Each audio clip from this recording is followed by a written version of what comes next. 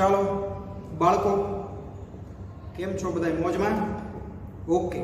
હવે સરસ મજાના આજના લેક્ચરમાં દરેક બાળકોનું સ્વાગત છે. ગયા વખતે આપણે એક નવું ચેપ્ટર સરસ મજાનું બરાબર ભૂગોળનો એક ચેપ્ટર સ્ટાર્ટ કર્યું હતું, જે ચેપ્ટરનું નામ હતું કુદરતી વનસ્પતિ. કુદરતી વનસ્પતિ વિશે આપણે અભ્યાસ કરતા હતા. હવે એની અંદર આપણે જોતા હતા જંગલોના પ્રકાર. બરાબર, કુદરતી વનસ્પતિ જે છે એની અંદર સૌથી પહેલા આપણે કોની વાત કરી હતી? પ્રસ્તાવનાની વાત કરી કે ભાઈ કુદરતી વનસ્પતિ કોને કહેવાય અથવા તો જંગલ કોને કહેવાય? તો કે વૃક્ષોના સમૂહને શું કહેવાય? જંગલ કહેવાય. બરાબર, પહેલા થોડુંક રિવિઝન કરી નાખીએ, પછી આપણે આગળ વધીએ. વૃક્ષોના સમૂહને શું કહેવાય? જંગલ. પણ એવો વૃક્ષોનો સમૂહ કે જે કુદરતી અવસ્થામાં ઉગેલા હોય, જ્યાં કોઈ મનુષ્યની સહાયતાથી વૃક્ષો ઉગેલા હોય નહીં, એવો વૃક્ષોનો સમૂહ, જેને કુદરતી વનસ્પતિ પણ કહી શકીએ. પછી આપણે એવું ભણ્યા હતા કે આપણો ભારત દેશ છે એ કુદરતી વનસ્પતિમાં વૈવિધ્ય ધરાવે છે. હવે વૈવિધ્ય એટલે બાળકો શું? તો કે આપણા ભારત દેશની અંદર દરેક જગ્યાએ એક સરખી કુદરતી વનસ્પતિ આવેલી નથી. તમે માર્કિંગ કરો તો ભારત દેશમાં દરેક જગ્યાએ જંગલના પ્રકારો એક સરખા નહીં હોય. બરાબર, એટલે કે દરેક જગ્યાએ વૃક્ષો છે એક સરખા નથી. શું કામ? તો એની ઘણા બધા પરિબળો એના પર આધાર રાખે છે. બરાબર, એના માટે ઘણા બધા પરિબળો જવાબદાર છે. દાખલા તરીકે આખા ભારતમાં વરસાદ દરેક જગ્યાએ એક સરખો નથી. આખા ભારતની અંદર તાપમાન દરેક જગ્યાએ એક સરખું નથી. આખા ભારતની અંદર સૂર્યપ્રકાશ, ભેજ, ભૂપૃષ્ઠ, જમીનના પ્રકાર, આ બધું કેવું છે? અલગ અલગ છે. હવે આ બધું અલગ અલગ હોય અને આ બધા પરિબળો કોની પર આ બધા પરિબળોનું પરિણામ શું આવે છે? તો કે આ બધી વસ્તુ અલગ અલગ હોય એટલે વનસ્પતિના પ્રકારો પણ દરેક જગ્યાએ કેવા હોય? અલગ અલગ હોય. એટલે આપણને એવું હતું કે આપણો ભારત છે એ વનસ્પતિમાં વિવિધતા ધરાવે છે. આપણા ભારત દેશમાં દરેક જગ્યાએ અલગ અલગ વનસ્પતિઓ છે આવેલી છે. હવે પછી સીધો આપણે કુદરતી વનસ્પતિ વિશે અભ્યાસ કર્યો. બરાબર, કે ભાઈ કુદરતી વનસ્પતિ તો કે આપણા ભારતની અંદર જે કુદરતી વનસ્પતિમાં વિવિધતા છે, તો એમાં કયા કયા પ્રકારના કેટલા વૃક્ષો છે, કયા પ્રકારની કેટલી વનસ્પતિ છે. તો સૌથી પહેલો આપણે આંકડો જોયો કયો? તો કે ભારતની અંદર ટોટલ વૃક્ષો કેટલા પ્રકારના છે? તો કે 5000 જાતના. ભારતની અંદર વૃક્ષોની જાત કેટલી છે? 5000. એમાંથી વ્યાપારી ઉપયોગ ધરાવતા હોય, આર્થિક પ્રવૃત્તિ જેના પર આધારિત હોય તેવા વૃક્ષો કેટલા છે? તો કે 450. ફૂલવાળા છોડ કેટલા છે? તો કે 15000, જે આખા વિશ્વના કેટલા ટકા છે? 6%. ફૂલવાળા છોડ કેટલા છે? તો કે 3. શેવાળ, કુંજાઈ, બરાબર, અને હંસરાજ. 3 ફૂલ વગરના છોડ. ફૂલવાળા છોડ, ફૂલ વગરના છોડ, સોરી. તો ફૂલ વગરના છોડ કેટલા? 3. હંસરાજ, શેવાળ અને કુંજાઈ. ફૂલવાળા છોડ કેટલા? 15000, જે આખા વિશ્વના કેટલા ટકા છે? 6% છે. આયુર્વેદની દ્રષ્ટિએ ઉપયોગી ઔષધિઓની વનસ્પતિ કેટલી જાતની છે? તો કે ઉપયોગી ઔષધીય વનસ્પતિ છે 2000 પ્રકારની. કેટલી? 2000. આટલું આપણે જોયું હતું. આનો હોમવર્કમાં પણ આ પ્રશ્ન આપણે આપેલો. ત્યાર પછી આપણે જોયું હતું કે જંગલોના પ્રકાર. તો આપણા ભારત દેશની જે વિષમતાઓ છે એને ધ્યાનમાં રાખીને ટોટલ આ 9મા ધોરણની અંદર આપણે જંગલોના 5 પ્રકારો ભણવાના છે. બાળકો, કેટલા પ્રકારો ભણવાના છે? 5. તમારે ધોરણ 10 ની અંદર બરાબર જંગલના પ્રકારો ભણવાના આવશે, તો એમાં આપણે ડિટેલમાં જોઈશું. પણ એમાં પ્રકારો કેવા છે? અલગ અલગ. અનામત જંગલ, સંરક્ષિત જંગલ, અવર્ગીકૃત જંગલ, એવા બધા પ્રકારો આવશે. 9મામાં જે તમે અહીંયા અત્યારે પ્રકાર ભણો છો, 10મામાં એ પ્રકારો આવશે નહીં. સમજાય છે વાત? તો એમાં આપણે પહેલો પ્રકાર જોયો હતો. એમાં શોર્ટકટ મુદ્દા મેં તમને કીધા હતા કે ભાઈ આ મુદ્દા જ યાદ રાખવાના એટલે આખો પ્રકાર તમને યાદ રહી જાય. પહેલો પ્રકાર નંબર 1, વરસાદી જંગલ. વરસાદ કેટલા પ્રમાણમાં પડે? તો કે 200 સેન્ટીમીટરથી વધારે. તાપમાન કેટલું? તો કે 22 ડિગ્રી સેલ્સિયસ અથવા તો તેનાથી વધારે. વિસ્તારો કયા કયા? તો કે અંદમાન નિકોબાર ટાપુ, લક્ષદ્વીપ ટાપુ, તમિલનાડુના કિનારાનો વિસ્તાર, અસમ વગેરે. વૃક્ષો કયા? કોઈ તો કે અબનુસ, મેહોગની, રોઝવુડ અને રબર. પછીની વિશેષતા જોઈ કે ભાઈ વૃક્ષોની ઊંચાઈ છે એ 60 મીટર કરતાં વધારે હોય છે. બરાબર છે. ઝાડી ઝાકરાના કારણે ભેજનું પ્રમાણ વધારે હોય છે. જંગલો બારે માસ લીલા હોય છે, ત્યાં પાનખર જેવી કોઈ ઋતુ હોતી નથી.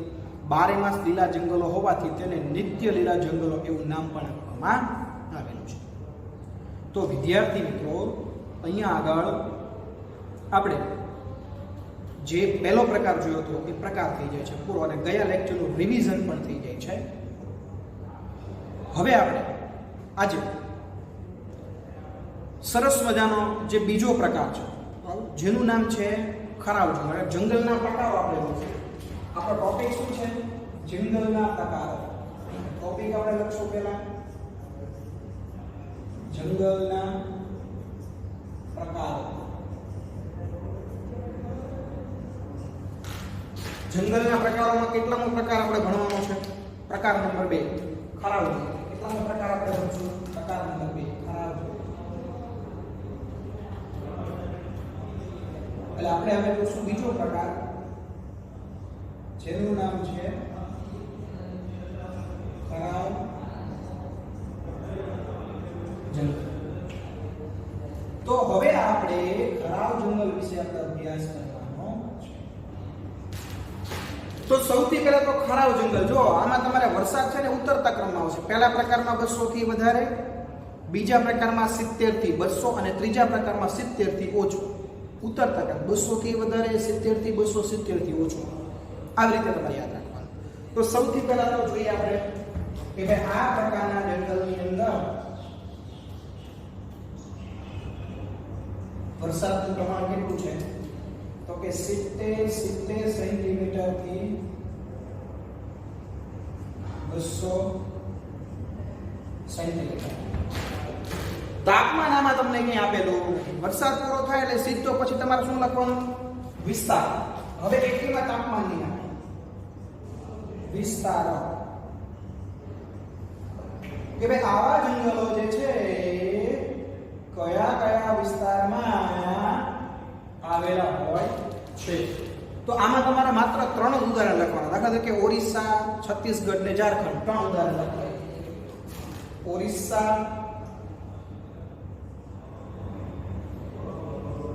ઓરિસ્સા, છત્તીસગઢ અને ઝારખંડ.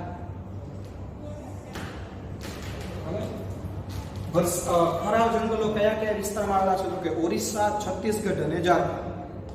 હવે એના વૃક્ષો કે તો હવે તમારે એના વૃક્ષો લખવાના.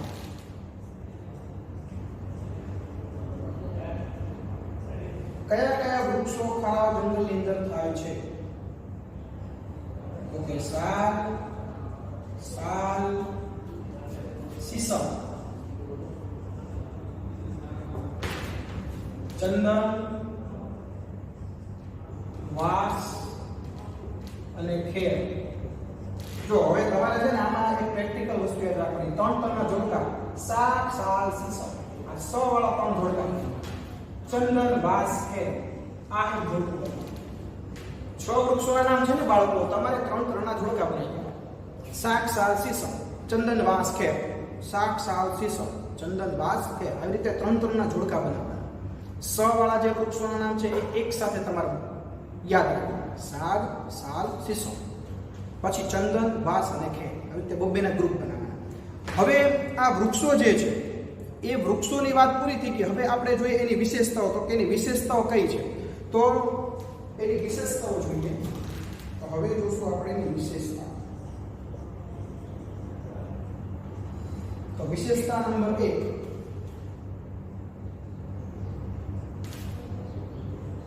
વૃક્ષોના પાન 6 થી 8 અઠવાડિયામાં ખરી જાય છે.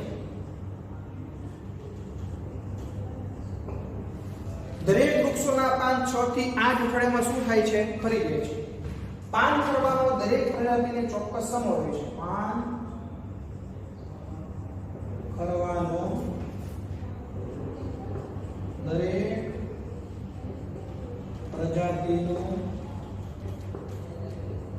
ચોક્કસ સમય હોય છે.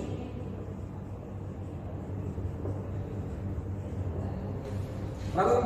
પછી કીધું છે કે મોસમ પ્રમાણે પાન ખરે છે, એટલે આ જંગલોને બીજું કયું નામ આપવામાં આવ્યું છે? તો કે બીજું એને નામ આપવામાં આવ્યું છે મોસમી જંગલો. બરાબર, મોસમ પ્રમાણે પાન ખરતા હોય, મોસમ પ્રમાણે પાન ખરતા હોવાથી તેને કેવા જંગલો? તો કે મોસમી જંગલો પણ કહે છે. ચાલો અહીંયા વિશેષતા તો હવે જો વિશેષતાઓ છે ને એ થોડીક આપણે સમજી લઈએ. તો સૌથી પહેલા વિશેષતા નંબર 1, બરાબર, પહેલી વિશેષતા આપણે જોઈએ તો વિશેષતા નંબર 1 માં શું કીધું છે કે ભાઈ વૃક્ષોના પાન 6 થી 8 અઠવાડિયામાં ખરી જાય છે. હવે જો 6 અઠવાડિયા એટલે કેટલા મહિના થયા? લગભગ 1.5 મહિના આસપાસ. 1.5 થી 2 મહિનામાં વૃક્ષોના પાન ખરી જાય. પણ દરેક પ્રજાતિને પાન ખરવાનો સમય ચોક્કસ હોય. માનો કે એક આખી પ્રજાતિ છે, એના પાન ખરે છે, તો બીજાના પાન ધીમે ધીમે આવતા હોય, તો ત્રીજી પ્રજાતિના પાન પાછા ખરતા, તો ચોથી કોઈક એવી પ્રજાતિ કે એના પાન આવતા. તમને પાનખર ઋતુની અંદર આખું જંગલ જે છે એ કોઈ દિવસ તમને પાન વગરનું જોવા મળે નહીં. એની વિશેષતા છે. કારણ કે દરેક પ્રજાતિને પાન ખરવાનો સમય કેવો છે? અલગ અલગ છે.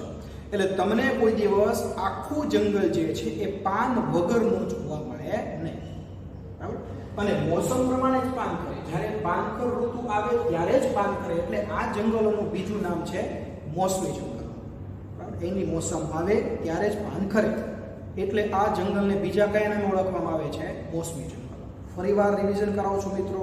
બરાબર, આ જ મુદ્દા તમારે યાદ રાખવાના છે. એની ફેરબુક તમારે બનાવે તો બનાવી નાખવાની. ફેરબુક કેવી રીતે બનાવવાની? આપણે ચેક બેક નથી કરવાની. તમારા માટે આ જે મુદ્દા છે ને એ મુદ્દા પ્રમાણે તમારે ફેરબુકમાં નોટ કરી લેવા છે. પરીક્ષામાં તમારે કામ લાગે. પહેલું, ખરાબ જંગલો. વરસાદ કેટલો? તો કે 70 થી 200. તાપમાન આવશે નહીં. વિસ્તારો કયા કયા? તો 3 રાજ્યોના નામ લખવાના: ઓરિસ્સા, છત્તીસગઢ અને ઝારખંડ.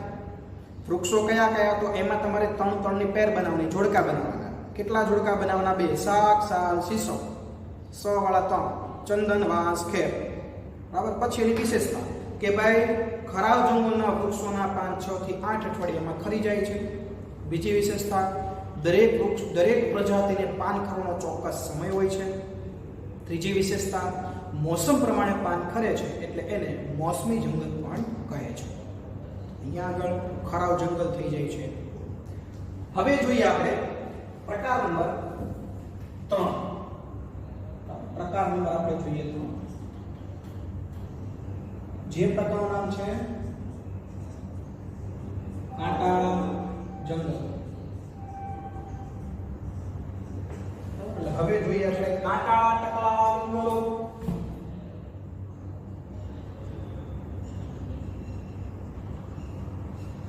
હવે જો પહેલામાં વરસાદ કેટલો હતો? 200 થી વધારે. બીજામાં કેટલો છે? 70 થી 200. ત્રીજામાં કેટલો હશે? 70.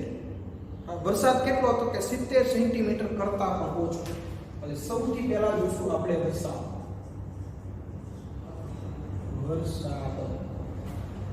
કેટલો છે? તો કે 70 સેમી કરતા ઓછો.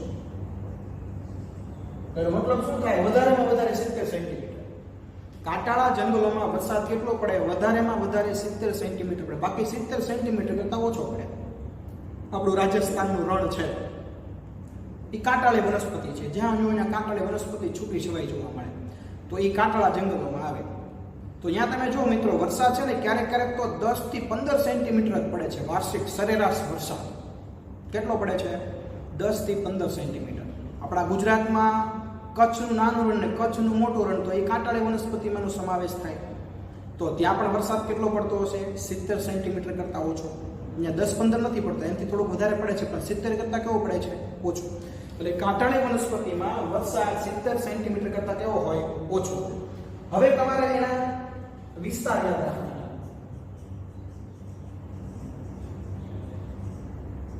કયા કયા વિસ્તારની અંદર કાંટાળા જંગલો આવેલા છે? તો સૌથી પહેલા તો ગુજરાત. ગુજરાતમાં નાનું રણ ને મોટું ને કચ્છ, બરાબર. પછી આપણું પાડોશી રાજસ્થાન, પછી એનું પાડોશી પંજાબ. 3 રાજ્યોના નામ પ્રપંચ હોય ચાલે, બરાબર. અને એક લખી નાખવાનું મધ્યપ્રદેશ, બરાબર. આ પંજાબ નથી આવ્યું. ગુજરાત, રાજસ્થાન, મધ્યપ્રદેશ અને ઉત્તર પ્રદેશ, એટલે પંજાબ નહીં લખીએ. પંજાબમાં થોડા ઘણા વિસ્તારમાં છે, છતાં અહીં નથી એટલું નહીં લખીએ. આપણે એમપી અને યુપી લખશું, એમપી અને યુપી. બાકી ખરેખર હરિયાણામાં થોડો ઘણો કાંટાળા વિસ્તાર છે, બરાબર. એટલે હરિયાણા પણ લઈ શકાય, પણ અહીંયા પણ નથી. એટલે ગુજરાત એનું પાડોશી રાજસ્થાન, બરાબર. પછી મધ્યપ્રદેશ અને એનું પાડોશી ઉત્તર પ્રદેશ. આ 4 રાજ્ય જે છે ત્યાં આગળ કયા વૃક્ષો આવેલા છે? તો કે કાંટાળા જંગલો છે એ આવેલા છે. હવે આવા કાંટાળા જંગલોની અંદર કયા કયા વૃક્ષો થાય છે?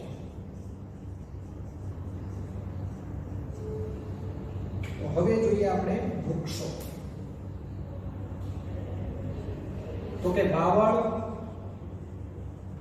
થોર, બોરડી, ખીજડો વગેરે. કયા કયા વૃક્ષો થાય? તો કે બોરડી, બાવળ, થોર, ખીજડો વગેરે. જે વૃક્ષોને પાણીની જરૂરિયાત કેવી હોય? ઓછી.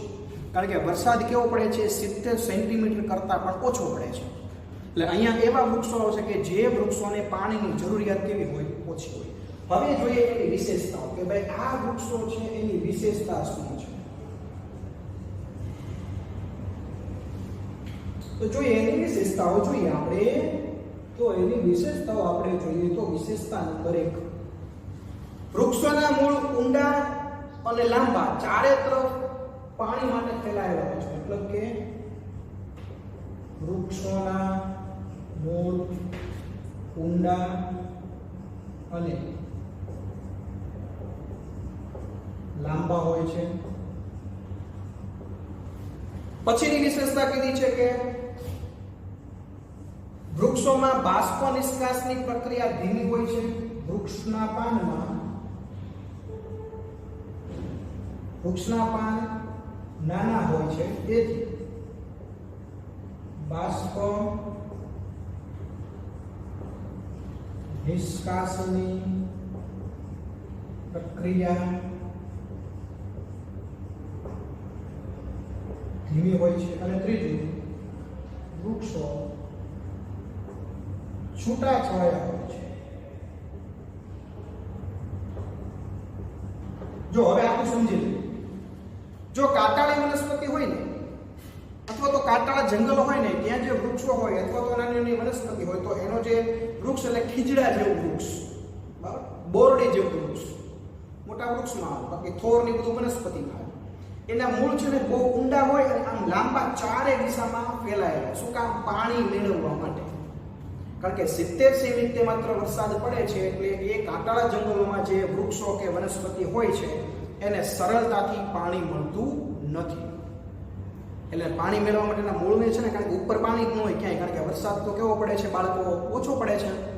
તો એને પાણી મેળવવા માટે વાલા બાળકો ક્યાં જવું પડે? ખૂબ જ ઊંડું જવું પડે. ચારે દિશામાં એના મૂળને ફેલાવવું પડે. કારણ કે મૂળ હંમેશા ક્યાં ગતિ કરે? જ્યાં પાણી હોય ને એ દિશામાં ગતિ કરે, પાણી મેળવવા માટે પ્રયત્ન કરે. એટલે વૃક્ષોના ઊંડા હોય છે, બરાબર, ખૂબ જ, અને લાંબા ચારે દિશામાં ફેલાયેલા હોય છે. વૃક્ષના પાન છે ને એ નાના નાના હોય, કારણ કે પાણી કેવું મળે છે? ઓછું. પોષણ કેવું મળે છે? પાણી ઓછું. એટલે પાંદડા એકદમ નાના નાના. ઉદાહરણ તરીકે તમે બોરડી હોય ને, બોરડી તમે જોઈ છે બધા, એના પાંદડા જોજો ગોળ એકદમ નાના નાના છે. હવે પાંદડા નાના હોય એટલે બાષ્પ નિષ્કાશની પ્રક્રિયા કેવી થાય? ધીમી થાય. હવે તમને પ્રશ્ન એ થાય કે આ બાષ્પ નિષ્કાશની પ્રક્રિયા એટલે છે. તો કોઈ પણ પર્ણ હોય ને એ બીજા શબ્દમાં કેવું હોય? તો બાષ્પોત્સર્જનની ક્રિયા કરતો. જેમ પર્ણ મોટું એમ બાષ્પોત્સર્જનની ક્રિયા ઝડપી. જેમ પર્ણ નાનું એમ બાષ્પોત્સર્જનની ક્રિયા કેવી હોય? ધીમી હોય. બરાબર? આપણે કેમ શ્વસન કરીએ છીએ એની જેમ એ બાષ્પ નિષ્કાશ, હવામાં બાષ્પને છૂટી પાડે. બરાબર? આ બાષ્પ નિષ્કાશની પ્રક્રિયા પર્ણમાં થાય છે, એટલે જ વૃક્ષની આજુબાજુ વાતાવરણ કેવું રહે છે? ઠંડુ રહે છે. એટલે જ આપણાની પછીના મુદ્દામાં ભણવાનું આવશે અને પછીના લેક્ચરમાં કે જ્યાં વૃક્ષો વધારે હોય ત્યાં તાપમાન જળવાઈ રહે છે. બહુ તાપમાન ઊંચું પણ જતું નથી ને બહુ તાપમાન નીચું પણ જતું નથી. બરાબર? તમે જો અત્યારે ગ્લોબલ વોર્મિંગ સર્જાઈ રહી છે, પૃથ્વીના તાપમાનમાં ધીમે ધીમે વધારો થઈ રહ્યો છે, જેનું ખરાબ પરિણામ આપણે બધા ભોગવી રહ્યા છીએ. બરાબર? તો એનું માત્ર ને માત્ર કારણ એક જ છે, મોટામાં મોટું કારણ વૃક્ષોની સંખ્યામાં થઈ રહેલો ઘટાડો, જંગલની સંખ્યામાં થઈ રહેલો ઘટાડો. બરાબર? એના માટે તમારે પ્રાઇમરી લેવલે પ્રયોગ હતો કે વૃક્ષના પાન પર કોથળી બાંધી દો ને. બરાબર? થોડાક સમય પછી જો તો કોથળીની અંદર ઉપરના ભાગે ટીપા ટીપા ટીપા ટીપા પાણીની બાષ્પ છે ને જમા થઈ. શું કામ એ પાણીની બાષ્પ જમા થઈ ગઈ? કારણ કે વૃક્ષ છે એનું પાન છે એ બાષ્પ હવામાં છૂટી પાડે છે. બરાબર? જેમ પાન નાનું એમ બાષ્પોત્સર્જનની ક્રિયા ધીમી, જેમ પાન મોટું એમ બાષ્પોત્સર્જનની ક્રિયા કેવી? ઝડપી. બરાબર? અને છેલ્લે કે વૃક્ષો છે ને છૂટા છૂટા હોય. તમે જો વરસાદી જંગલોમાં વૃક્ષો કેવા હોય? ગીચો ગીચ, એકબીજાને અડીને ઉભેલા હોય, એકદમ ગીચ વૃક્ષ હોય. પણ તમે કોઈ રણ પ્રદેશમાં જતો, રણ પ્રદેશમાં તમને મિત્રો કાંટાળી વનસ્પતિ હોય કે કોઈ ખીજડા જેવા વૃક્ષો ગીચો ગીચ જોવા મળે? ન જોવા મળે. સ્વાભાવિક છે, કારણ કે અહીંયા વરસાદ નથી, પાણી નથી, એટલે પોષણ કેવું મળે છે? પાણીનું ઓછું.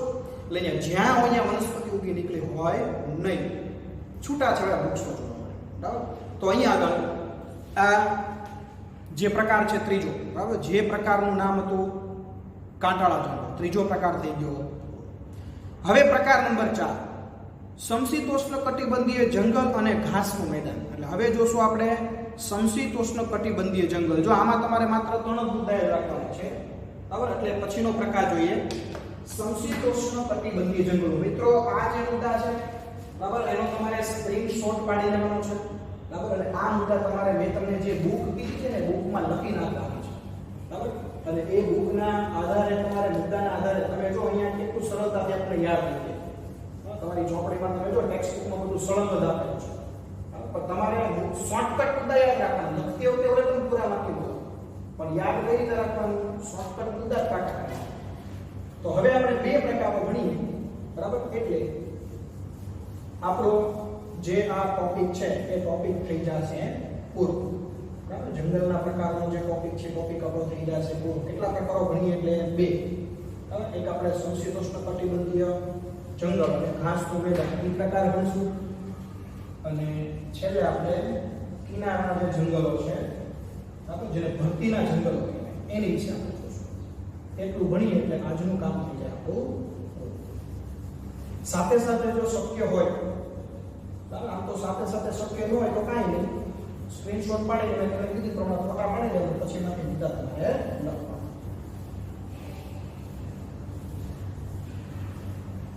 ચાલો તો હવે જોઈએ છીએ આપણે સમશીતોષ્ણ કટિબંધીય જંગલ અને ઘાસના મેદાન. ટૂંકમાં લખશું આપણે પ્રકાર નંબર 4,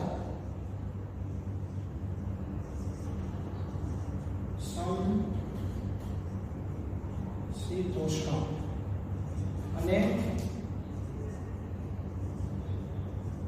ઘાસના મેદાન. હવે જો આની અંદર આને તમે છે ને ટૂંકમાં હિમાલયની વનસ્પતિઓ પણ લખી શકો. જો તમને એવું પૂછાય ને કે હિમાલયની વનસ્પતિઓ વિશે માહિતી આપો, તો તમારા ચોથો પ્રકાર છે ને એના વિશે માહિતી આપવાની. તમને એવું પૂછાય કે ભાઈ હિમાલયની વનસ્પતિ વિશે માહિતી આપો, તો તમારે કયો પ્રકાર લખવાનો? ચોથો પ્રકાર. હવે એમાં સૌથી પહેલા કીધું છે આની અંદર નંબર 1, હિમાલયના 1000 થી 2000 મીટર ઊંચાઈ. હિમાલયના 1000 થી 2000 મીટર. તમે હિમાલયની અંદર 1000 થી 2000 મીટરની ઊંચાઈમાં જાઓ તો ત્યાં જે જંગલો છે ને એને સમશીતોષ્ણ કટિબંધીય જંગલ કહેવાય. દાખલા તરીકે પશ્ચિમ બંગાળ, ઉત્તરાખંડ વગેરે. તો આ જંગલને કેવા જંગલ કહેવાય? તો કે આને કહેવાય સમશીતોષ્ણ કટિબંધ. સમશીતોષ્ણ કટિબંધીય જંગલ. કઈ જગ્યાએ? ઉત્તરાખંડ, પશ્ચિમ બંગાળ. આ 2 ઉદાહરણ તરીકે લખવાના. અહીંયા આગળ વૃક્ષો કયા કયા? તો અહીંયા આગળ જે વૃક્ષો છે એ વૃક્ષોના નામ તમારે યાદ રાખવાના છે. જો વૃક્ષો જે છે ખાસ તમે ટીક કરજો. અહીંયા આગળ જે વૃક્ષો થાય છે એમાં ઓક ચેસ્ટનટ, બરાબર? આ બે વૃક્ષો છે એ પ્રજાતિ કેવી છે? મુખ્ય છે. ઓક અને ચેસ્ટનટ. હવે એની પછી બીજો પ્રકાર કે જો તમે હિમાલયમાં 1500 થી 3000 મીટરની ઊંચાઈ પર જાઓ, બરાબર? 1500 થી 3000 મીટર, તો ત્યાં આગળ જે જંગલો આવેલા છે એને કેવા જંગલો કહેવાય?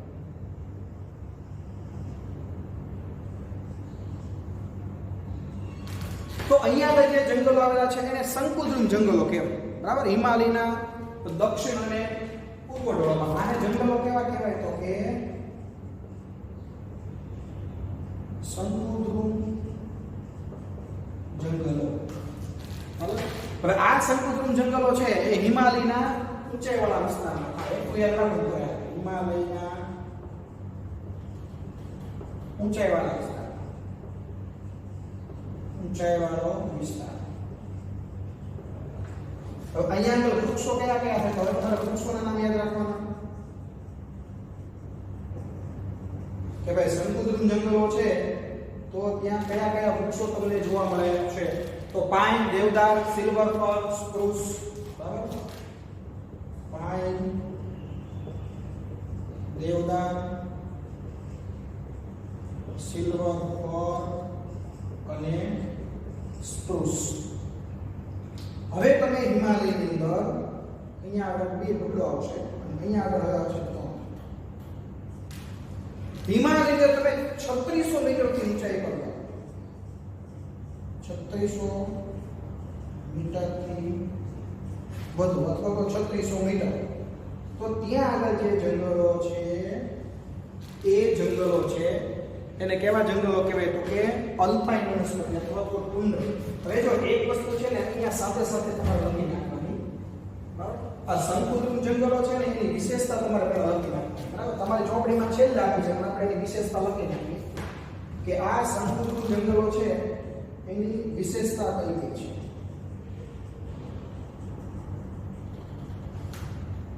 એની વિશેષતા લખીએ આપણે. તો શંકુદ્રુમ જંગલો છે એની વિશેષતા કઈ કઈ છે? તો કે વૃક્ષોનો આકાર છે એ શંકુ આકારનો હોય છે. એની વિશેષતા વૃક્ષોનો આકાર કેવો હોય છે? શંકુ. વૃક્ષોના પાન જમીન તરફ ભણેલા હોય છે જેથી બરફ નીચે સરકી જાય. અને વૃક્ષોના પાન કેવા હોય? ચીકણા, ચીકણા અને અણીદાર. શંકુદ્રુમ જંગલો છે ને એના તમે ઓલું ક્રિસમસ ટ્રી જોયું હશે. ક્રિસમસ ટ્રી તમે જોયો હશે. ક્રિસમસ ટ્રી છે ને એનો જે આકાર છે ને શંકુદ્રુમ જંગલમાં આવે. આપણે વૃક્ષોની ડાળી હોય તેના પાન ડાળીથી ઉપર તરફ વિકાસ, એના ડાળીથી પાન આમ નીચેની તરફ વિકાસ, શંકુ જેવો આકાર બને. અને એના પાન છે ને ખૂબ જ ચિકાસવાળા હોય. શું કામ? કારણ કે કુદરતે છે ને બધા માટે અનુકૂલનો છે એ જે તે પરિસ્થિતિ પ્રમાણે સર્જા છે. ભગવાનને ખબર છે કે અહીંયા હિમાલયમાં તમે જુઓ કે બરફ વર્ષા થાય. હવે જો આપણી જેવા આવા ઝાડવા હોય ને તો બરફ ઝાડવા ઉપર ફસાઈ જાય, વજન વધે, ઝાડવું પડી જાય. એટલે ત્યાંનો વૃક્ષોનો આકાર તમે જો કુદરતે કેવો રાખ્યો? શંકુ આકારનો રાખ્યો કે જેથી કરીને વૃક્ષ ઉપર બરફ પડે એટલે સીધું પાન ઉપરથી બરફ સરકતો સરકતો નીચે આવી જાય. એટલે વૃક્ષ ઉપર તમને બરફ ફસાયેલો જોવા મળે, બરાબર? એટલે એના પાન પાછા અણીદાર અને પાછા ચીકણા પણ હોય. આ શંકુદ્રુમ જંગલની વિશેષતા. હવે ત્રીજો પ્રકાર જોઈએ આપણે, જે છે ઘાસના મેદાન. ઘાસના મેદાન. તો ઘાસના મેદાનો કઈ જગ્યાએ? સોરી, ઘાસના મેદાનો આપણે અહીંયા ઘાસના મેદાન નહીં લખીએ પણ અહીંયા આપણે આ પ્રમાણે પેટાની રાખશું આપણે 3600 મીટર અથવા તો તેના કરતા પણ વધારે ઊંચાઈ પર શું જોવા મળે છે? તો હવે લખશો અહીંયા ઘાસના મેદાન. ઘાસના મેદાન. હવે જો અહીંયા અંદર કયા કયા વૃક્ષો જોવા મળે? તો કે સિલ્વર ફર, જુનિફર, બર્ચ, આ બધા વૃક્ષો. હવે લખશો એના વૃક્ષો કયા કયા જોવા મળે? તો કે સિલ્વર ફર,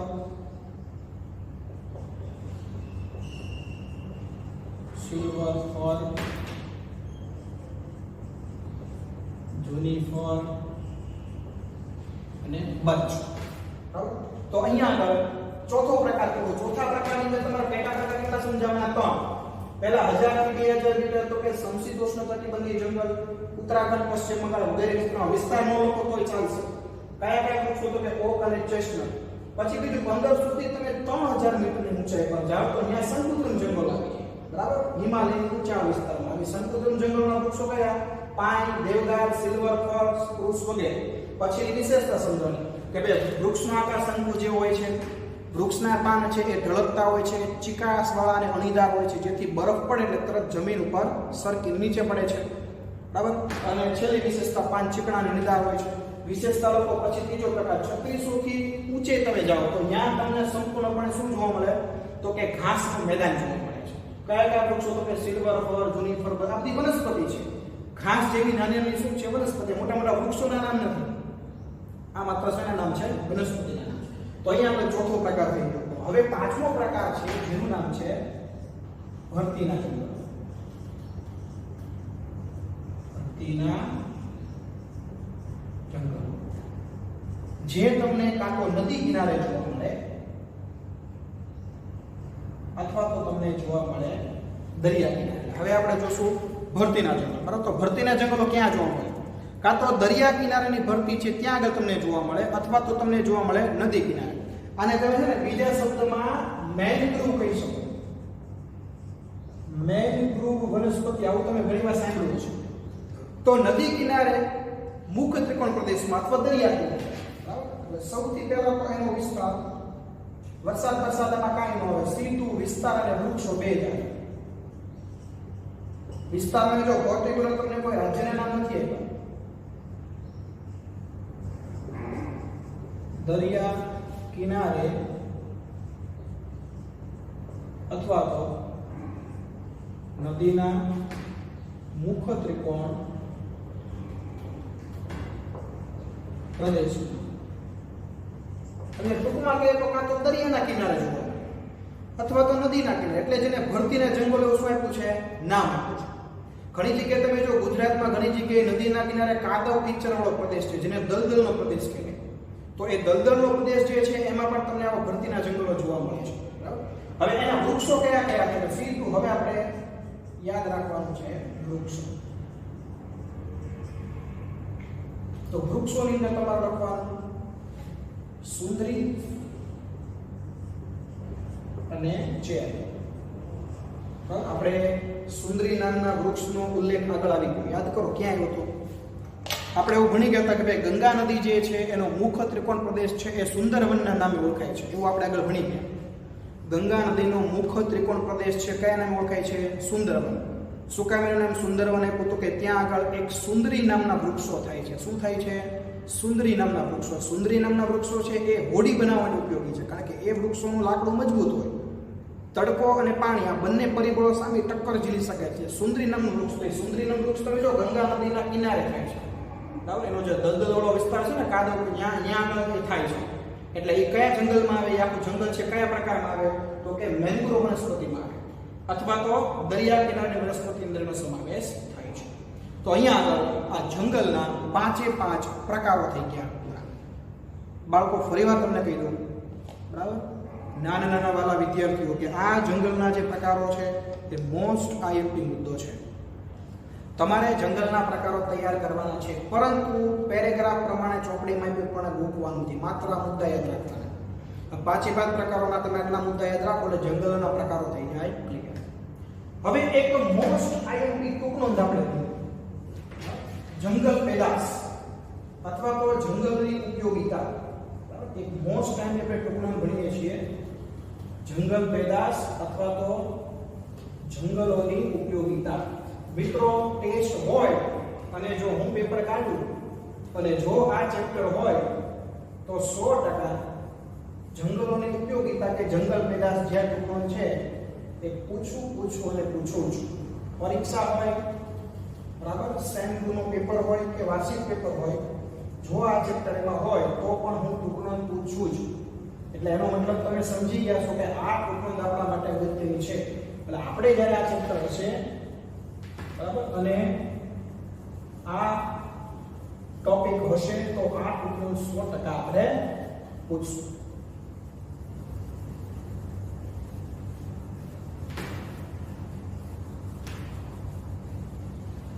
તો મિત્રો હવે જોઈએ આપણે જંગલોની ઉપયોગિતા અથવા તો જંગલ પેદાશ. બરાબર, ટોપિક નું નામ છે જંગલ પેદાશ. જંગલ પેદાશ અથવા તો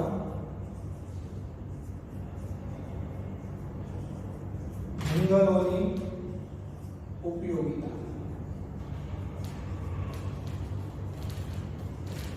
જો નાના ટાબરિયાઓ જંગલોની ઉપયોગિતા પણ તમારી ટેક્સ્ટ બુકમાં પેરેગ્રાફ આપ્યો છે, તમારે પેરેગ્રાફ યાદ રાખવાનો નથી.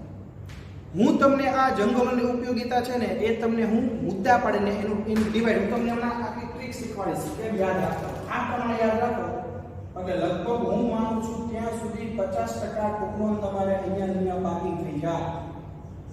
વિડીયોમાં બાકી થઈ જાય. બરાબર,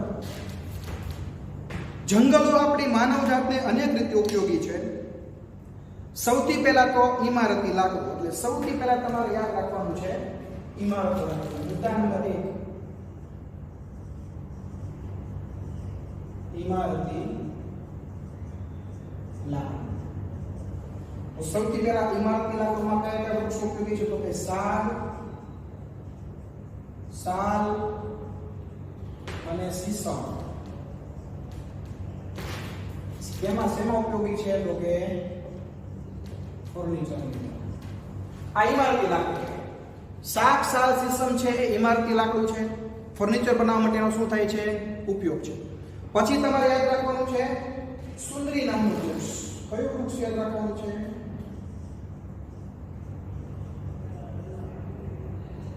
સુંદરી નામના વૃક્ષનો ઉપયોગ શા માટે થાય છે? તો કે હોડી બનાવવા માટે થાય છે. એની પછી આપણને આપ્યું છે દેવદાર અને ચીડ, રમતગમતના સાધન. એની પછી તમારે યાદ રાખવાનું છે ત્રીજું દેવદાર અને ચીડ. જો તમારે વૃક્ષનું નામ યાદ રાખવાનું અને સીધા એના ઉપયોગ યાદ રાખવાના. રમતગમતના સાધનો,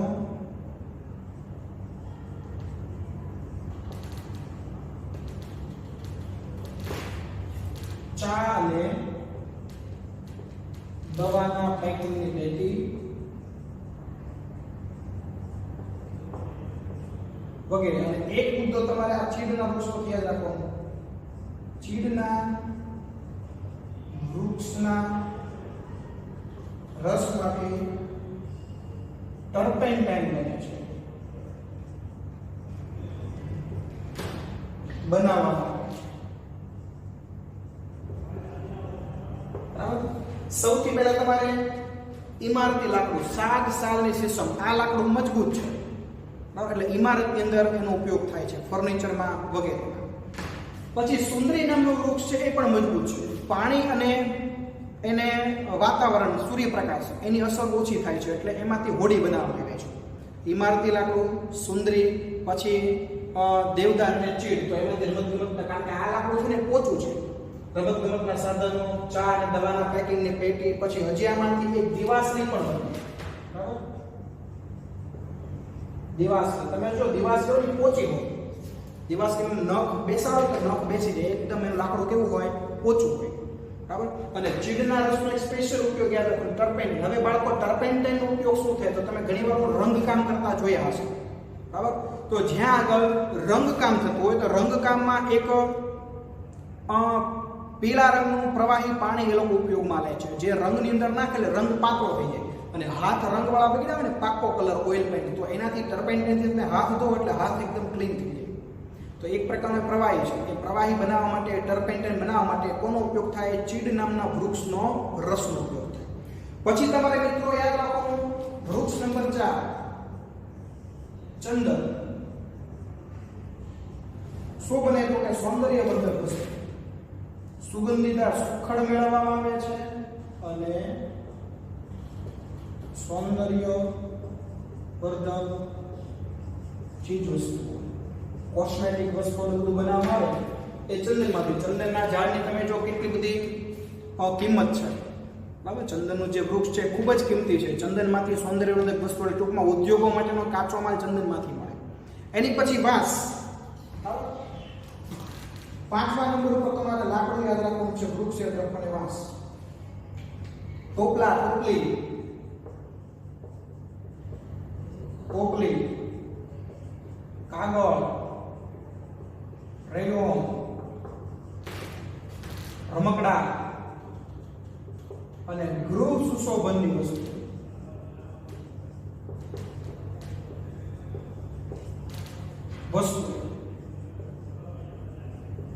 તમે જો આદિવાસી વિસ્તારના લોકો છે ને એ નો ગૃહ વ્યવસાય છે. એ લોકો ઘરે વાંસમાંથી, તમે જો વાંસ એટલે આદિવાસી વિસ્તારના લોકોનું ઘર આંગણાનું વૃક્ષ કહેવાય. એ લોકો ઘરે વાંસ ઉગાડે અને એ વાંસમાંથી પછી શું કરે લોકો? કાગળ, પછી રયો, મોટા ભાગે ટોપલા ટોપલી બનાવે, બરાબર. ટોપલા અને ટોપલી બનાવે, પછી રમકડા બનાવે, ગૃહ સુશોભન માટેની ઘણી બધી વસ્તુઓ બનાવે, બરાબર. કાગળ અને રયોના રેસા પણ વાંસમાંથી બને. એટલે આ શું છે? વાંસના ઉપયોગ છે. પછી જંગલોની ગૌણ પેદાશ થાય. એ જંગલોની ગૌણ પેદાશ એટલે લાકડા સિવાયની વધારાની, લાકડામાં આ બધી સિવાય વધારાની વસ્તુ કે લાખ, પછી રાખ, પછી ગુંદર, ટર્પેન્ટાઇન, ચાલો જેની આપણે આગળ વાત કરી, બરાબર. લાખ, રાખ, ગુંદર, ટર્પેન્ટાઇન, પછી મધ, પછી નેતર, આ બધી જંગલોની ગૌણ પેદાશ છે. લાખ છે ને, લાખ એ લાલ કલરની આવે, બરાબર. કોઈ જગ્યાએ સિક્કો મારીને સીલ મારવામાં ગવર્મેન્ટ જે છે લાખનો ઉપયોગ કરે, એને ગરમ કરીને ઓગાળે પછી એનું સીલ મારે, લાખ. મધ એટલે ખબર છે, રાળના વૃક્ષો આવે, બરાબર. રાળના વૃક્ષોમાંથી એક પ્રકારનું રાળનું તેલ મેળવવામાં આવે. એ તેલ છે નાના બાળકોને મસ્તકમાં, માથામાં નાખવામાં, જેથી કરીને ઠંડક આવે એવું કામ કરે રાળનું તેલ, બરાબર. નેતરની સોટી, પહેલાના જમાનામાં શિક્ષકો નેતરની સોટીથી કહેવત હતી, બરાબર. સોટી વગેરે સમસમ ને વિદ્યા આવે રમઝમ, બરાબર. નેતરનું વૃક્ષ છે ને બહુ સેન્સિટિવ છે. પહેલાના સમયમાં તો જમીનમાં નીચે પાણી કઈ જગ્યાએ છે એ જાણવા માટે પણ એ નેતરના વૃક્ષનો ઉપયોગ થતો. તો આ બધી શું છે? જંગલની ગૌણ પેદા છે. પછી ઔષધિ. એની પછી 7મો મુદ્દો તમારે શું યાદ રાખવાનો? ઔષધિ. જંગલમાંથી કઈ કઈ ઔષધિઓ વૃક્ષમાંથી? તો કે આંબળા, હરડે, બહેડા, સર્પગંધા, અશ્વગંધા, આ બધી ઔષધિઓ છે જેનો આપણે શું કરીએ છીએ?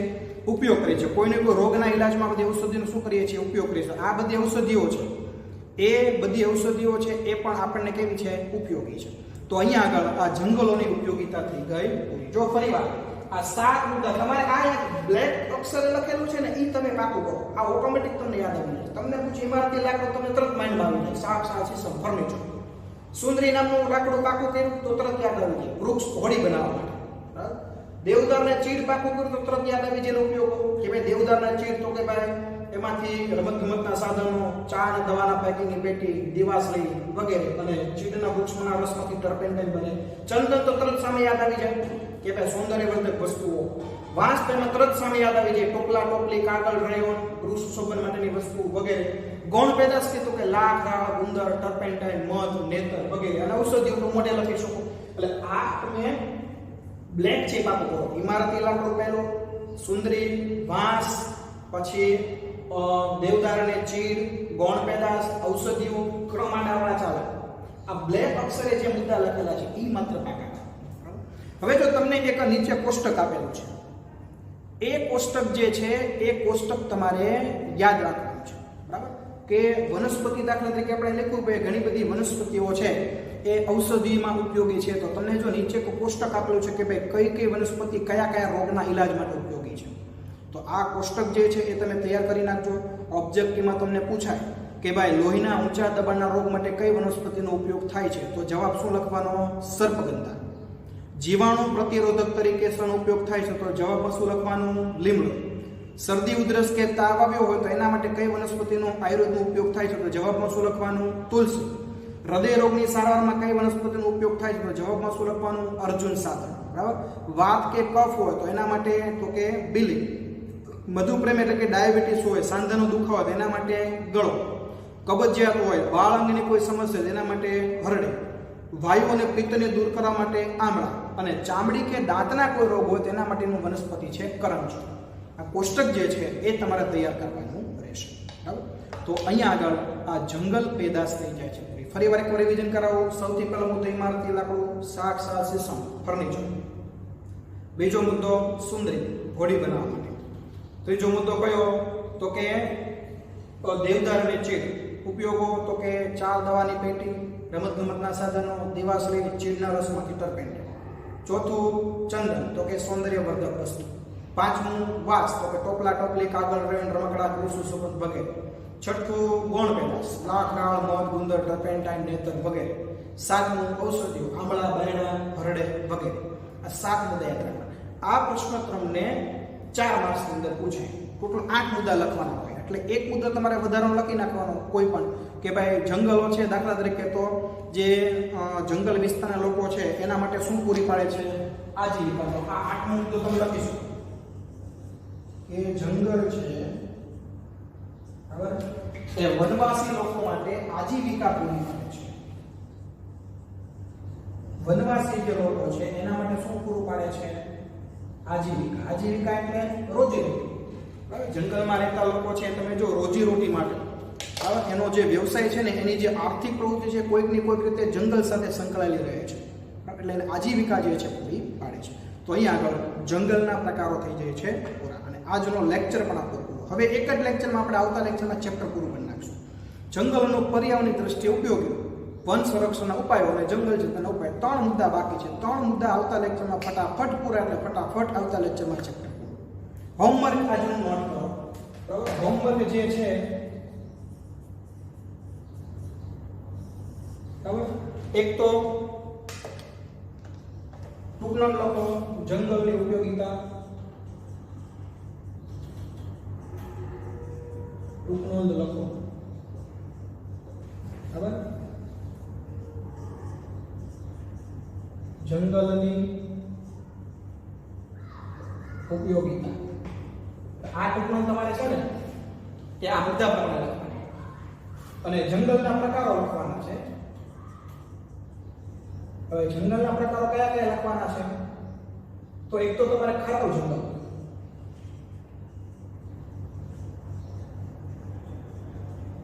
બીજું લખવાનું કાંટાળી વનસ્પતિ.